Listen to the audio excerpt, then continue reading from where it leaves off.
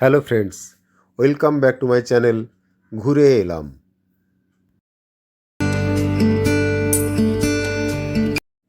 এর আগের ভিডিওতে আমরা দেখিয়েছিলাম কলকাতা থেকে অন রোড কীভাবে দীঘা আসা যায় এবং রাস্তায় কোথায় খাবারের ভালো দোকান রয়েছে, কোথায় টিফিন করবেন বা লাঞ্চ করবেন এই সমস্ত। আর আজকের এই ভিডিওটাতে দেখাবো আপনারা কখন দীঘায় আসবেন, দীঘায় কোথায় থাকবেন, এখানে কি কি দেখার রয়েছে। আর এই সব কিছু জানতে হলে আমার এই ভিডিওটি দেখতে থাকুন। আমরা এখন পৌঁছে গেছি হোটেল শান্তিনিকেতনে। এখানেই আমাদের হোটেল আগেই বুক করা ছিল। চলুন দেখি হোটেলে আমাদের রুমটা। আমাদের রুম নাম্বার 301। আমরা 4 বেডের রুম বুক করেছিলাম। এখানে একই সাথে রয়েছে দুটো রুম। রুমে আছে দুটো টিভি, দুটো এসি, একটা ছোট ফ্রিজ, আর দুটো রুমে দুটো বাথরুমও রয়েছে। রুমটা বেশ ভালো। আমরা রুমে লাগেজপত্র রেখেই বেরিয়ে পড়লাম সমুদ্রে স্নান করার জন্য। এই জাহাজ বাড়ির পাশ দিয়েই সমুদ্রে যাবার রাস্তা, আর এই জাহাজ বাড়ির উল্টো দিকের রাস্তাতেই আমাদের হোটেলটা। আমরা এখন যাব সমুদ্রে স্নান করতে।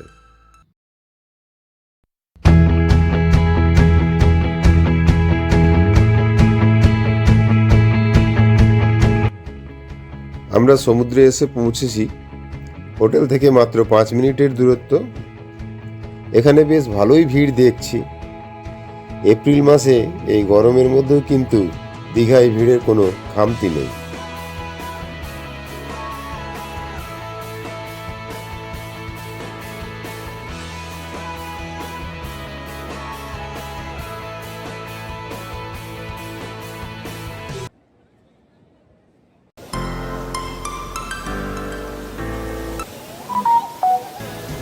দীঘায় শুধু স্নান নয়, দীঘায় এনজয় করার জন্য নানা রকম ওয়াটার অ্যাক্টিভিটিও রয়েছে।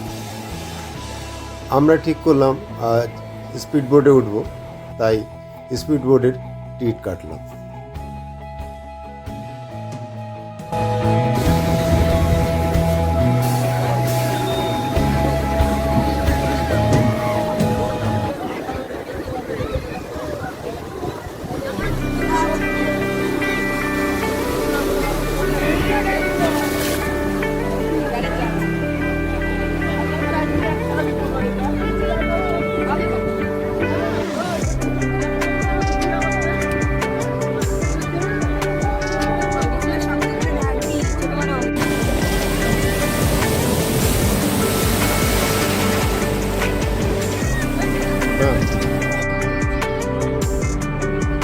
আমরা আজকে লাঞ্চ করলাম ক্যান্টিন হোটেল অ্যান্ড রেস্টুরেন্টে। এখানকার রান্নাবান্না বেশ ভালো, আর রেটটাও রিজনেবল।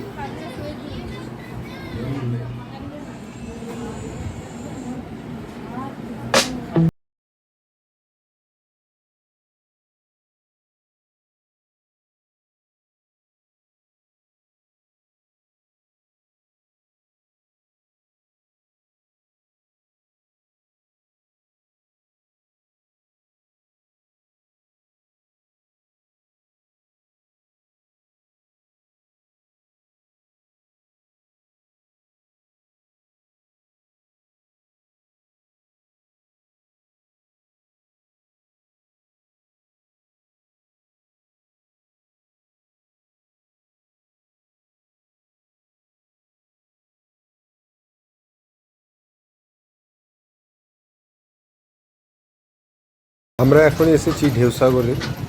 সমুদ্রের পাড়েই এই পার্কটি নির্মাণ করা হয়েছে। খুবই সুন্দর এই জায়গাটি। আমরা এখন যাই ভেতরে, দেখি এখানে আরও কী কী রয়েছে।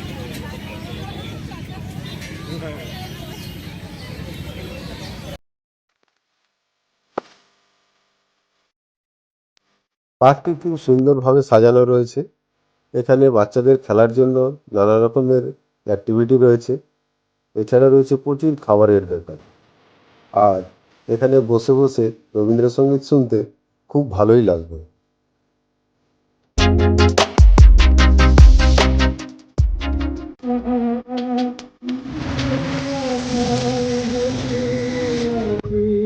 সম্পূর্ণ পার্কটা ঘুরে দেখতে বেশ ভালোই সময় লাগবে। আমরা এখানে বেশ খানিকক্ষণ সময় কাটিয়ে এবার চললাম ওল্ড দীঘার দিকে।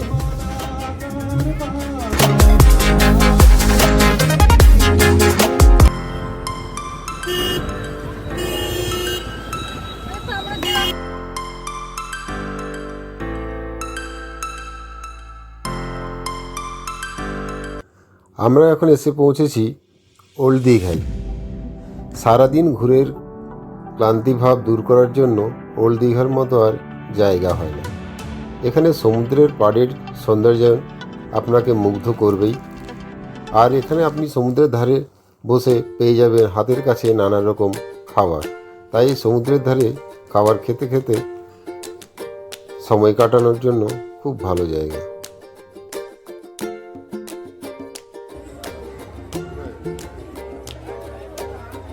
আজ আমরা ওল্ড দীঘাতেই ডিনার করলাম।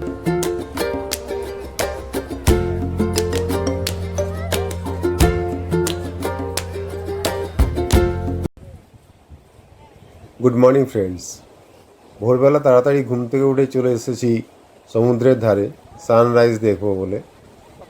আজ ওয়েদার বেশ ভালোই রয়েছে, দেখি সানরাইজ কতটা আমাদের ভাগ্যে থাকে, কারণ কুয়াশার জন্য সানরাইজ সবসময় দেখা যায় না।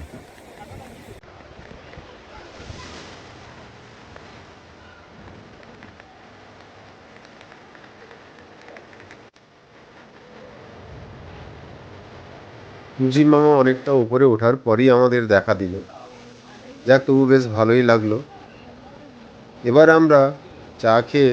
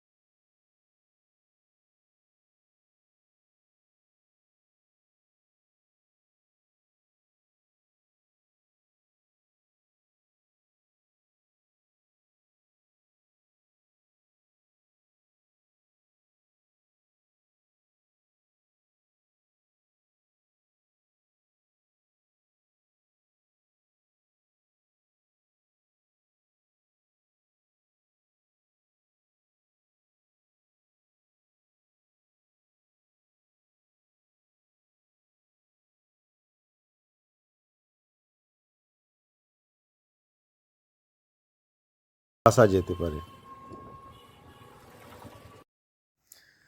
আমরা এসে গেছি সমুদ্রে স্নান করার জন্য। আজ আমাদের দ্বিতীয় দিন। বেশ ভালোই লাগছে। আজ দীঘার ঢেউটাও একটু বেশি রয়েছে।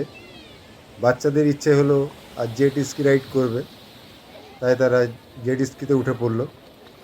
বেশ ভালোই লাগছে, খুব এনজয় করছি আমরা।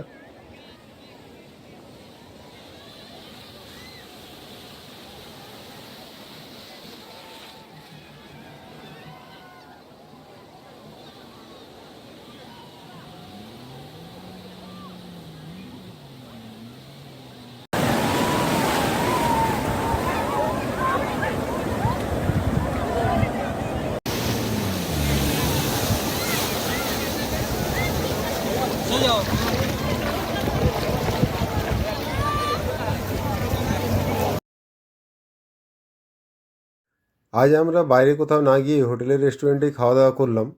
খাবার খুব একটা ভালো ছিল না, অনেক সবজি গন্ধও ধরে গেছিলো। তারপর আজকে তো সমুদ্র থেকে স্নান করে এসে বাথরুমে আধ ঘন্টা দাঁড়িয়ে জল নেই, ম্যানেজারকে বললে ম্যানেজার বলে জল নেই, তো আমরা কী করব, পাম্প চলছে, না এলে আমাদের কিছু করার নেই।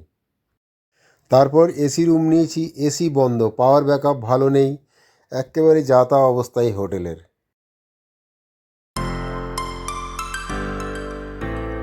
লাঞ্চ করে বাচ্চারা চলে গেল সায়েন্স সিটি, আর আমরা হোটেলেই একটু রেস্ট করলাম। দ্বিতীয় দিনের সন্ধ্যাটা আমরা নিউ দীঘার সমুদ্রের ধারেই কাটালাম, আর রাত্রে বিরিয়ানি খেয়ে আমরা হোটেলে ফিরলাম। কাল সকালে আমরা কলকাতা ব্যাক করব। গুড মর্নিং ফ্রেন্ডস, আজ আমরা বাড়ি ফিরছি। বাড়ি ফেরার পথে আমরা চলে এলাম শঙ্করপুর।